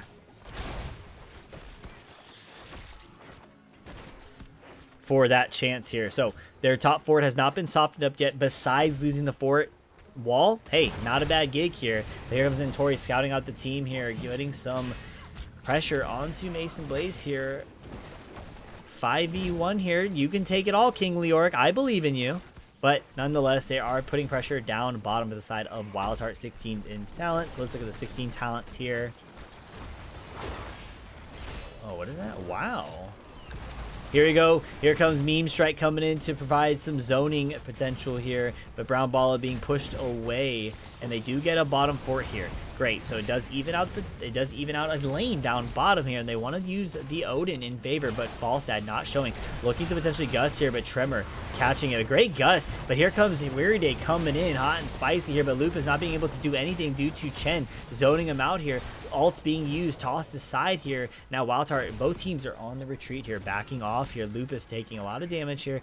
Almost stacked for Lupus. Just kidding. They were on Nintori with a lot of gems. I did not even notice what they were turning on here. I thought they were actually just leaving. No, they were turning on Nintori. So, with Nintori dead, provides WildHeart vision, cheats death, as we can see here. Will be up in, less than 10 seconds, we should say, because he's just going to mitigate here. Yep, off Tremor here, right? So he mitigated a lot of time, which is super valuable here. WildHeart coming in pre-60 or pre-20 abilities here, but we are going to see Bruiser camps taken here. There is no rush for the side of Heavy Impact, right? They can take these things off the map. Why? Even though WildHeart is 16, by providing pressure and gaining vision in mid, which is really important to have when turning in top to mid here, you can see where you're at to get a free turn in with your Bruiser camp down mid. So here we go. But here comes Diablo being focused yet again here at 81 souls here, still weak here. Mason Blaze catching the Diablo, but can Diablo get out? Slug Hunter doing everything he can to come back around, and he does. He's gonna make it. And here comes a catch onto the Rexar. Might be scary. No cleanse been used. Meme Strike is being totted out, but oh, Kojira is going to get caught here. Nice sleep here, but I don't think it's enough. And he does still get caught out, loses some gems here. And here comes the blue Web Weavers coming in. Nintori going to be potentially the next one. Take a lot of damage here at bare minimum, but oh my god, almost getting one hit by the Hanzos. Most of those connected here. My god, Odin having to be used to be played on defense here. Falstad stepping up top to put pressure on the top keep, as we see Leoric head down bottom to mitigate that damage here. So here comes the soul quest again for Lupus here at 7.2k health. Cleanse being used, Unstoppable being used by the John here, coming in to scoop up the Tychus here. And we do see a nice, is that the, nope, that's not the one I thought that was. Yeah, okay, that is the one. You stun the target here, but here comes Meme Strike. More memes. Oh, we love the memes. The Dragon Awakens here, constantly throwing them out, providing a lot of pressure. So top and mid is being used here. Mason Blaze looking to prioritize a target here, trying to catch Nintori, but is not able to. Nintori taking some damage here. And speaking of damage, let's take a look back at damage here. Speaking, oh my god, 70k damage over to the side of the Hanzo versus 41k on Leoric here. A lot of damage. And what I also like to see, oh, wait a minute, hold on, I'll catch on to that second. But here comes Johanna coming in to mitigate the damage. Here comes another Falling Sword. He has the alt cooldown spam here, but here comes Falstad being used. And yep, there's the cleanse value. There it is, and he's going to have it again because of the level 20 cooldown here for Joe. So instant cleanse over and over and over. Spam him out, right? So no level 20 here. Meme Strike coming in yet again here, but here comes Weary Day taking a lot of damage here, but here also Falstad's Gus pushing in with Wind Tunnel here, but they do catch Brown Baller, but no damage is going to be put onto him besides Weary Day, and Johanna being focused out. And I don't think Johanna has another ult here. Nope, but Mason Blaze doing what Mason Blaze does best on that Chen, pushing them away. Instead of isolating, now disengaging. A lot is done for the side of Heavy Impact. WildHeart losing mid and top. Okay, guys, as I was saying before in game number 1, right? This game comes down for let's analyze this here. The game comes down to 2 big team fights for the side of WildHeart. Heavy Impact, all they got to do is just let the game blow at this point, right? Or obviously invade pre-20, of course, right? Try to catch someone where you can, right? Tygus would have been a great pick here, but here comes Weary Day coming in with a cleanse, and they do see that's Misha here. But they are looking at potentially Diablo here. Misha does fall, but oh, wait a minute, Kojira. Not looked at yet. Leo is going to be a little late to this skirmish here. But anyway, as I was saying, besides fighting pre-20, if 20s are hit inside of WildHeart, now catching him. Never mind, Kojira is going to be caught here. Sleep is used, but this might be really bad for the side of WildHeart here, and there it's gonna be a fall here, and they do miss the sleep onto Diablo to see if they can isolate a target here, and there's gonna be a nice wind tunnel, but is it gonna be enough? Lupus is able to escape. They're trying to catch him on this bottom wall here, and Deckard coming in with the auto attack stun here. Again, analysis wise, I was saying WildHeart is down 2 team fights, right? First team fight allows them, at that point in time I was saying, to take the boss here and to push it through. Second team fight, if they aren't able to capitalize off the boss, would allow them to end the game here. But hey, because of that death for the side of WildHeart and at 77%, this might be game. And as we see Lupus, as we see Nintori, they know it. We know it. If Heavy Impact takes this and they don't wipe and they all stay alive, this is more than likely game here. But here comes a nice pick onto Hanzo here. Cleanse is being used, and immediately Mason Blaze is pushing out the Diablo here. And a lot of pressure here. Hellgate is being used by the Diablo here. Nintori coming in, sacrificing himself, stalling it out here, trying to get away. Takes a lot of damage here, and they're trying to focus onto Mason Blaze now. But here comes a Falstad. Can they make it in time? No root, and they are going to isolate the Diablo here. Oh, Wind Tunnel just missing it. Oh, wow, look at the value of that here. Infrared coming from a very aggressive angle here, but Roger taking so much damage for the false step, but instantly healed back up, and Diablo taking so much more damage and dying here, followed by Kojira looking to stun out Roger here, but Kojira goes in real deep just to get the kill here. 1v1 on Tremor, baby. Let's go. Here we go. But here comes Brown Balla getting caught by the Deckard here. Infrared spamming out meme strikes here, and Lupus taking so much damage here. His boss is still healthy onto the core here, and they are going to, looks like game number 3 is going to be in favor of the side of Heavy Impact here as the boss slowly chips away. And let's see the 1v1 over here quickly. Oh, Deckard does make it out alive, and game number 3, GG's, going over to the side of Heavy Impact.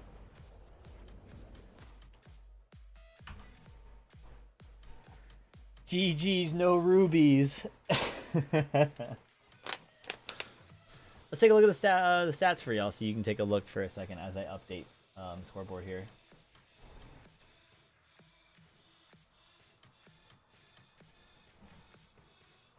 All right, so, yep. Let's see how Chen did. Jesus. Oh my god. It's close. Alright, let me update this. So 1 in favor of Heavy Impact. All right. So, next game comes down to C. Let's see if Heavy Impact can solidify 3-1, or do we go to game number 5 if WildHeart wins the next game here? Sorry, sounded a little far away. I was grabbing some water. My apologies.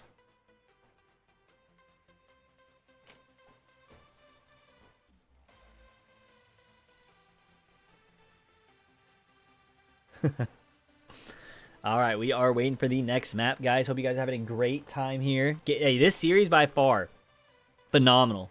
Phenomenal. Great skills by both teams here. Love watching. You do learn a lot by watching these, besides, you know, if you're the opposing team. But also people that aren't in this, at that competitive level, you guys have a lot to pick up. I mean, shoot, even me. Even though I've kind of slowed down a little bit on HOTS here because the other games come out, you still learn a lot. You still learn a lot about mechanics, still learn about, hey, I like watching Hanzo, right? It's one of my, I'm a tank main myself, but besides watching the tanks play, watching the healers play is my secondary role. And it's fun for me, as an example, to watch, right, different mechanics and how they work, when to use it, potentially why they're using it, what abilities they're taking. You know, those are just, there's just some things that you guys hate. Take a look at this, right? A lot to learn here. Volskaya Foundry being selected here. Game number 4 here. I feel like I'm totally screwing up these map picks here. Maybe not. I'll just do it this way. Big item. Okay.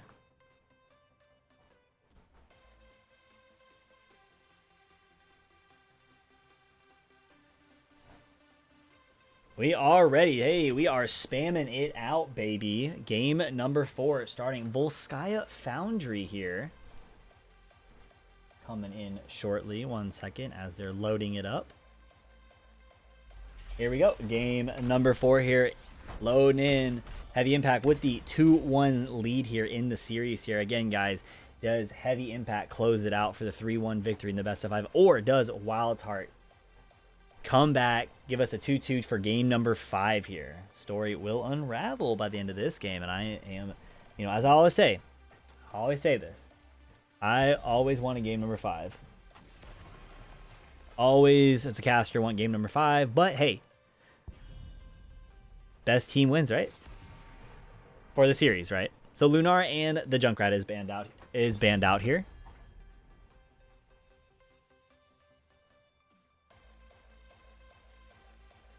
All right.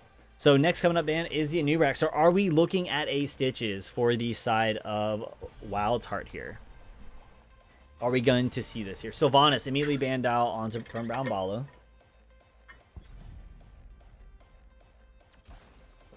Brightwing immediately taken up here. Getting a little hydration here. And now we do see Mason Blaze again. Spamming the Chen, man. Heck yeah, buddy. Keep it going, man. Keep it going.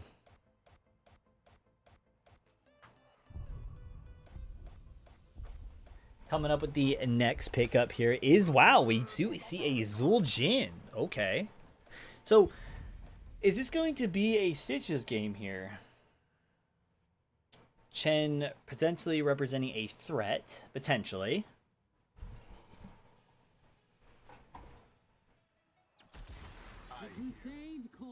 Johanna instead taken with a Nazebo. Hey, Nazebo for the... Hey, by the way, Nazebo does a lot of damage now in the early game here. But late game, God almighty, disgusting. As everyone knows, right, late game Nazebo. But hey, early game Nazebo is pretty good now after the update they had on him.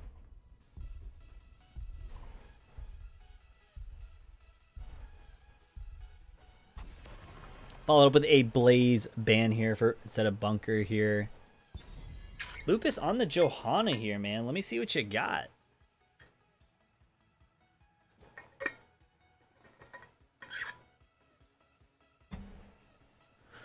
Last ban coming up is out of WildHeart. What are we looking at? Are we looking out to ban out, are we looking to ban out a tank? Are we looking out to ban out some healers? Anna maybe, or Uther. Okay, so maybe a double support. Oh, I see. Okay. How naive of me. I should have thought of the Uther. With a Zul'Jin, potential pick for double support comp with Divine Shield for hyper carry Zul'Jin. Right? Am I thinking of that correctly? Am I on the right path there? I'll stick to that. So Malfurion is going to be picked up, followed up by a Tyrael. Okay, so we are trying to still support the Zul'jin. So I'm assuming with Chen, we will see some shields being put onto Zul'jin. Very hyper carry. Your Zul'jin can do a lot. Now, on the side of WildHeart, are we going to see double blind? Right. This to me, this looks like a double blind. To really mitigate the Zul'jin on rotation. With Deathwing here and Leo. So a lot of targets for the Zul'jin to hit, though. So last pick coming up. You know, will we actually potentially see a Chromie here? Or would that make sense, right? Would that make sense, a Chromie here? I'm just curious. Just throwing out... Oh, wait. This is why learning the meta for... Storm League is literally impossible, because I was thinking Chromie, but then, oh yeah, we already have our offlaner. Just kidding. We're just going to see a potential 4-man Malthael, and if APOC is still here, we already know what you would want, APOC. Tormented Souls, baby.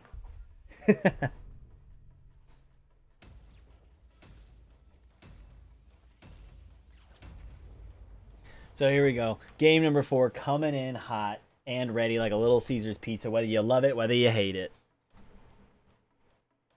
So while this slows back in, another short commercial break.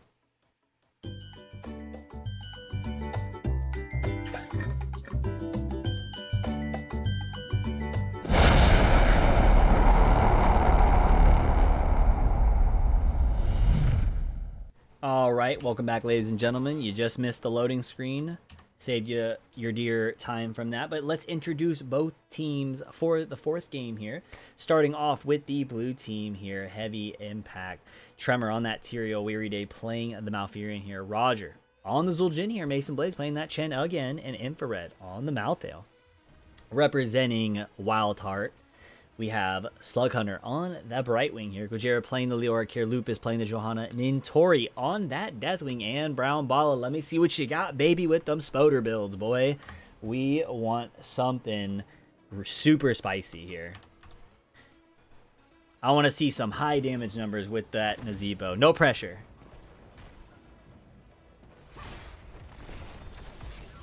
All right, 5-man coming in here. Looks like we're going to see some damage here. Actually, we're going to have to keep this up so we can keep track of Nazebo stacks here. And here it goes. Lupus coming in, clumping up the wave here. Infrared getting some little bit of chip damage onto the Johanna here. Look at Roger on the side here with Tyrael, with the Tyrael synergy here. Getting that movement speed early in the game. It only gets more disgusting at level 7 here when he gets the attack speed and movement speed. But yes, as we were talking about, guys, Shield Guard gains another charge. You really need to do as much as you can against the Zul'jin here, right? And also, late game too, you get double blinds here, especially on a point here, which, I mean, excuse me, not late game. You also get the blind heals at 16, which is actually a lot, especially with how clumped up this map will be for WildHeart here. And for the side of Heavy Impact, we will see a lot of sustainability for Lupus here. Holding down the anchor here, immediately starting their camps here, the fortification camps here.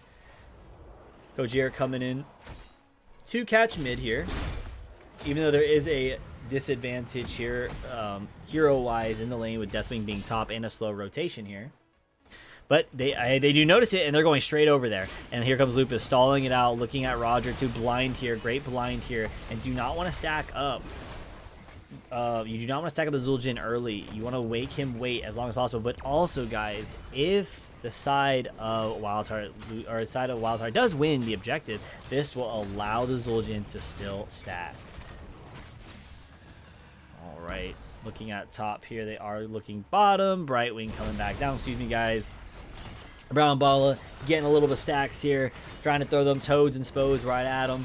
And here comes Lupus in the back line here. Nice root down with the broccoli here. That's the flames intended. Just kidding. But get that damage there where you can, Weary Day. You're an assassin too, buddy.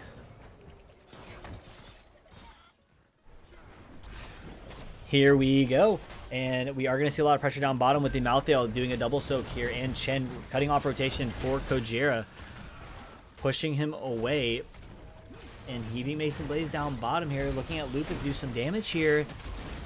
And great root. Great unstoppable, though, that you have a 2-second delay. Or I would say about a 1.25-second delay on the Malfurion root to allow you to use any cleanse ability. But they're doing a lot of damage on bottom. And they're trying to put as much pressure onto heavy impact off their walls here. Root does not catch anyone in time, but Weary Day really low on mana here. Hopefully has a tap here.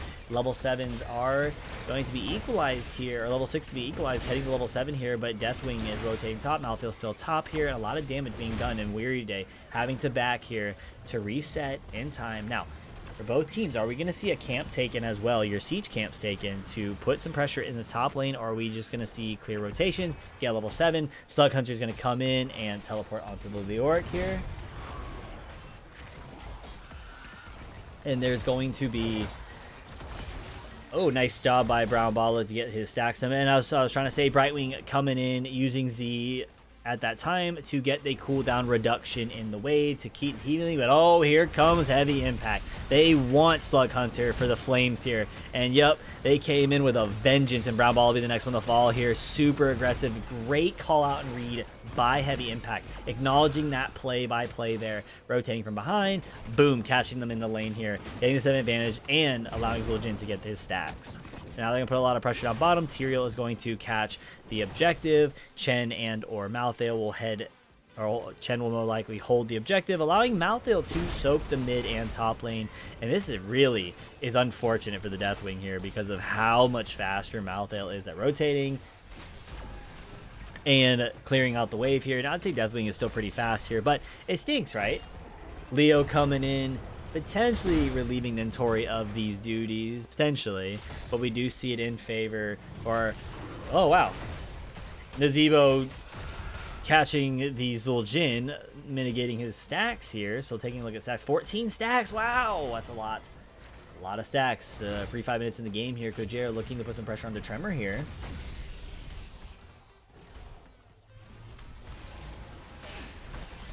And we're going to see a lot of pressure in mid here. As you can see here, you know, you see teams like to go top or bottom depending on how they want. And we are going to see pressure down in the bot lane to prepare the 3rd objective. Going straight for the well as we see the pressure down bottom. And this is a free snipe, free well snipe here. Malthael doing what he does best, soaking those lanes, baby. But had to back off here. But, you know, you see the Chen and you see Tyrael. They're going to be able to get out here. And no, does Tremor get caught here? Was it too greedy? And they're looking to put a lot of pressure onto Tyrael here. And they're trying to get that kill here. But he doesn't get it. But Chen coming in to help mitigate some damage. Put it onto Brown Baller here.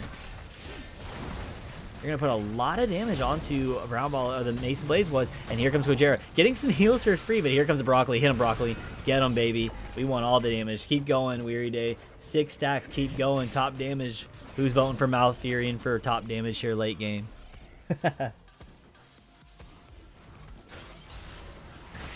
So here we go. 10s have been selected here. We will start on the side of WildHeart Esports here, or WildHeart Omega, excuse me. I want to say Esports, so my apologies there. WildHeart Omega here with Blink Heal, Entomb, Blessed Shield, Bellowing Roar, so that Fear, and Gargantuan. I love Gargantuan. You know, I actually think having that 6-man in there is phenomenal. Great zoning tool, and also you can fight with it. Mason Blaze looking to be cheeky and get out. 50-second cooldown. All right, so we do see a last rites here for Malthael here with Tazdingo, Sanctification, and Tranquility. Tremor coming in, being cheeky, coming in, scoot, doing a drive-by. I'm out, baby. Here comes Mason Blaze in the bush here. They're looking to be super aggressive, fighting the choke here, but Slug Hunter being the target here, taking a lot of damage by Mason Blaze here. And here comes Tyrael focusing back-to-back line. Nazebo taking a lot of damage as well, but here's the target here, Slug Hunter or the Nazebo. But here comes Sanctification being propped down, and Zul'jin taking a lot of damage here, but is not going to get killed due to Tazdingo, due to Sanctification. Doing so much damage into the choke here. Infrared might be the first one to fall here in this team fight, and he does. He is the first one to fall, but here comes Tremor, and the roots with the Broccoli do a lot of mitigation. Great stuff by WildHeart, turning it into their fight here, into the choke here. Tremor still holding on to that turret here, causing WildHeart to drop their turret here. And now we're going to see a lot of pressure down bottom. First, Fort's going to go over to the side of Heavy Impact. But my god, look at Roger doing so much damage to Nintori here. What are those stacks looking like? 25 stacks for the Zul'jin. My god, that is a lot of stacks here early game here. Johanna coming in, trying to get some lane pressure here for his team here. And here it comes. Mason Blaze taking a lot of damage here. Might have to pop. Oh, doesn't have his ult here. Mason Blaze might be the next one to fall, but great Blessed Shield. Phenomenal Blessed Shield. Popping it off the gate and solidifying the Chen before Entomb drops here. But here comes Infrared. Infrared being the next target here. He should be next one to fall here. Great kill by Johanna. Great play right there to solidify the kill onto the Chen, and then getting the final hit and kill onto that Malthael here. Great stuff, but also, nonetheless, good stuff by Kojera for catching it. But here we go. A lot of pressure going to the top fort here with 2 dead here, and Gargantuan easily tanking it. But is it going to be enough here? Brown Balla coming in, holding the support camp. But here comes Roger taking a lot of damage here. Has to have Dingo. This is why he's so aggressive here, but has to drop it. And they are looking at putting pressure here. Are they going to Entomb? Yep, I'll say, are they going to Entomb Roger here? But here comes Mason Blaze in the back looking for redemption here, pushing into Nazeebo. Nazeebo going to be first, next one to fall here. Unfortunate here, Kojera taking a lot of damage, but so is Nintori. Nintori is going to be that next target potentially, but Holy Ground pushing him forward instead of backwards. But they do get a nice polymorph onto Roger, but is it enough here? It is going to be enough here, and there's going to be a teleport onto Kojera to keep him alive. But last rites is enough. It is not. It is not enough. Oh my gosh. These fights, this team fights here are really blow for blow. Oh my god. Oh man. Blow for blow here. All right, looking at the 13 talent picks here. So as we see WildHeart recuperating back in the top side. Hey, you still have another shot here. You still have another shot here. Alts are on cooldown for you guys. And, you know, so is the side of Heavy Impact, except for last rites. And that's only for 30 seconds. So if anyone called that out for the side of WildHeart here. So it looks like they are waiting. Are they waiting for Deathwing to catch the mid-wave and then rotate up? What is the play here? But we are just going to see Roger being pushed out or being forced into a tricky situation here. Nice sanctification here. Roger still has Dingo, so the communication is there. And do we see a Chen? Oh, wow. Catching Blessed Shield onto the Chen here. Chen should be the target here, taking a lot of damage here. Is super dead here. And here comes Nintori, but Chen ends up killing himself with a pause by Mason Blaze because Zul'jin has back. Okay. Catch a quick breather here. Slow it down. All right. So let's take a look at these talents, and if we have time, take a look at the map situation here. So Holy Ground, good at holding down choke points here. Obviously solidifying as we were saying here. We do see Nature Swiftness, which allows Malfurion to move quicker, faster than a mount, which is really good in team fights as well for microing to sidestep everything. So Eye of Zul'jin, this one I'm not too familiar with, but its attacks against enemy heroes grant Zul'jin 6%. Okay, so movement speed to close the gap here and do more damage as you're able to follow up with your team as you're moving away. Enough to share, as I was predicting, with the Tyrael here to help keep and sustain the Zul'jin, more or less the Zul'jin and the Malthael alive in the middle of team fights. Looking over to the side of WildHeart here. So we're looking at a Q build focus here. 16, I'm assuming we're going to see that Zelius Glare here. Yep, Malthael did go instead of Cleanse. Tell me what you guys think. Do you guys think maybe Cleanse was the play here? Just some things I like to discuss with chat. Now, you guys let me know. So we are going to see the configuration most likely pick at 16 with Wicked Inferno. Roar, this is for your burst damage. Yep, it's good for your burst damage here. And Pixie Dust, Spell Armor for the... Alright, I believe that's also for last rites. I normally pick that. I could be wrong there. So you guys let me know if I'm wrong here. But okay, let's look at the map favor here, right? We did see the Malthael down here, right? Doing a lot, providing pressure down bottom here, which is really good and provides more pressure. And Catapult should be coming on the third-ish wave. Oh, they're ready? Okay, WildHeart, or excuse me, Heavy Impact is ready. Waiting for 3, 2, 1. All right, and we are going to see some pressure here in top. So we were to get a brief analysis here. And here we go, Gargantuan again popping up, taking out the fort here, top fort here. And it looks like WildHeart is going to put themselves back on the top objective here. So late game, coming into late level game wise, you know, this is really good here.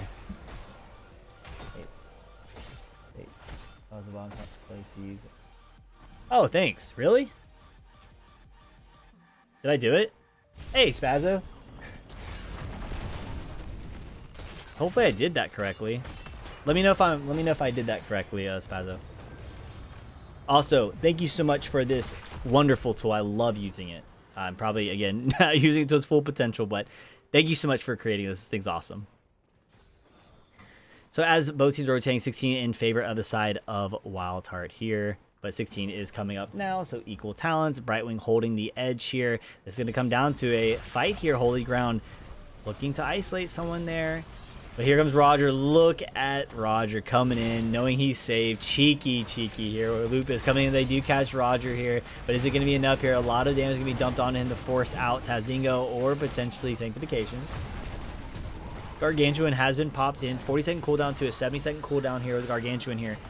So they are going to back off to the side of WildHeart here. Now, actually, one thing we should focus on here is how are the stacks looking for Nazebo? Looking great. So if you mitigate the amount of damage here for the Nazebo here and get that 175 stack at level 20, my God, you are looking very crispy.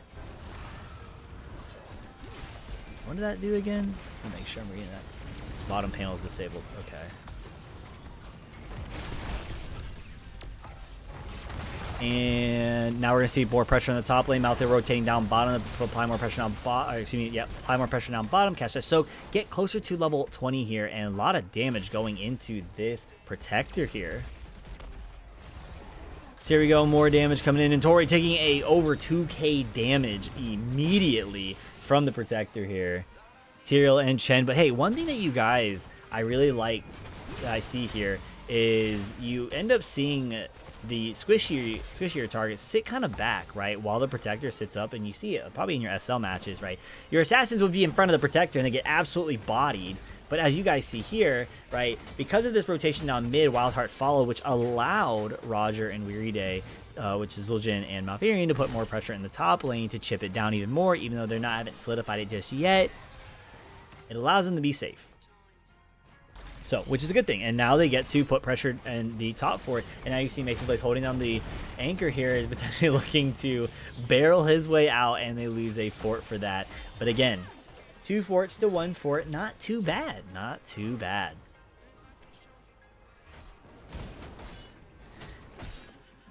For the side of, you know, WildHeart in this predicament here. So here goes fortification camp being taken. For the side of Heavy Impact here. And are they looking to invade? Or are they going to look for a cheeky catch onto Slug Hunter here? And here comes a lot of damage. And Maltheo's coming in for the party here. Wants to do a lot of damage here. Kajera taking a lot here. But here comes Brightwing teleporting in. They're trying to get those stacks potentially for the Maltheo here. But look at the pressure in the top lane, right, for the side of WildHeart Esport, or WildHeart Omega here. Looking good here. Doing a little bit of damage here, which allows them to get their fortification camp here, because they're going to see them on the map. But this will in turn cause a camp to be taken over to the side of Heavy Impact, with 1 minute left until the next objective in the bot lane here. So this would allow WildHeart to put pressure down bottom and to start putting pressure onto this bottom well. But here comes Brown Bala getting caught. Oh, gets super caught out by Mason Blaze here. He's in a very awkward predicament here. But here comes Gargantuan to tank it here. But Sanctification onto the Zul'jin here. So much damage being done here. Brown Bala probably going to be next one. Oh, maybe Slug Hunter if you're coming in. No, Brown Bala is going to be the first one to fall here. And isn't Tori or Skojera the next one? Nope, they sacrificed to Nazebo. Oh, what a great catch by Weary Day, but gets out. Slug Hunter does get out here, and they're going to try holy grounding the gate here, potentially, if he has it. I believe it's on cooldown. Nope, it's now up, and he's not able to hit it. So now they have to wait. Again, let's see how level 20 plays out. But, oh my god, Conflagration doing a lot of damage here. Lupus jumping them together. Infrared taking so much damage here. And here it comes. Lupus Has to use Cleanse to stop the Malthea, but Malthea's going to be able to get him so low that they get the kill, and they do get the kill for it. And Conflagration got a lot of value, but Lupus in return, you know, did a good job clumping them to continue that Conflagration, the balance of the damage, but it was not enough to get any kills, and in turn, they now lose a bottom keep, and Joe loses her life. But Odin and Tori taking a lot of damage here. Might be the next one to fall here. Oh my god, Tremor coming in, and Tremor gets out. Wow. Slug Hunter getting out as well here, but oh, Infrared getting caught by the core here. And okay, so they get 2 kills. And they are looking Tranquility being popped here. Oh no.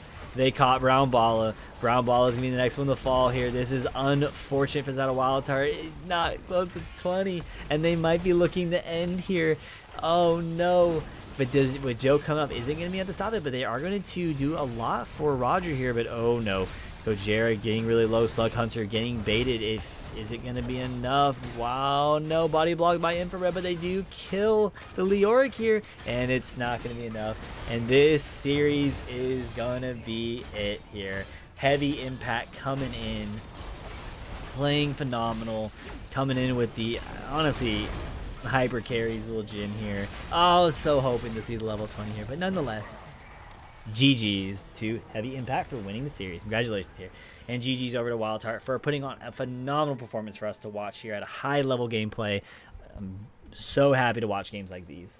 Guys, hope you guys enjoyed the series as well. Looking for an interview with one of them, see how they feel. I'm sure they're ecstatic or just chill, you know, just another day in the business. You know, that's how some people are with their responses. So, guys, you know, tell me how y'all feeling. Need a quick water break here.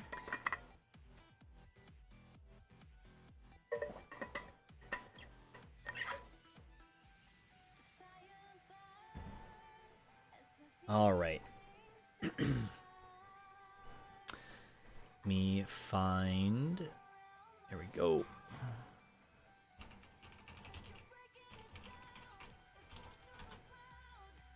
All right, sent the message over. Let's wait and see. I'm sure they do. But guys, phenomenal stuff. I mean, interesting drafts as we saw with Sergeant Hammer and Tira in the first game. Okay, absolutely. All right, no interview. So we are going to end shortly, guys. Again, thank you so much for the views here, coming in, checking out NGS Storm here. A phenomenal time being your caster tonight here in Storm Division. I hope you guys see you again in the future. I do have a cast tomorrow for Nexus Division. If you guys are interested in checking out me as a caster, guys, don't forget to support all your Storm Division casters and obviously all your NGS casters, as we love to do this on our free time here for you guys to break down some great gameplay here and great down gameplay for the community, from the community. So overall, nonetheless, guys, hope you guys have a wonderful rest of your night here. Hey, if you're about to go play Diablo 2 like I'm about to, I hope to see you on. If you're about to go play some Heroes of Storm, go get them out there. Weekend Hots is a rough one here. Nonetheless, Frosty Win, hey, shout out to you, my man. Damn, I'm losing my voice here. But nonetheless, guys, I'll take enough of your time there. Have a great night. GG's. And again, thank you so much for coming out and watching these two great teams. Again, good night, everybody.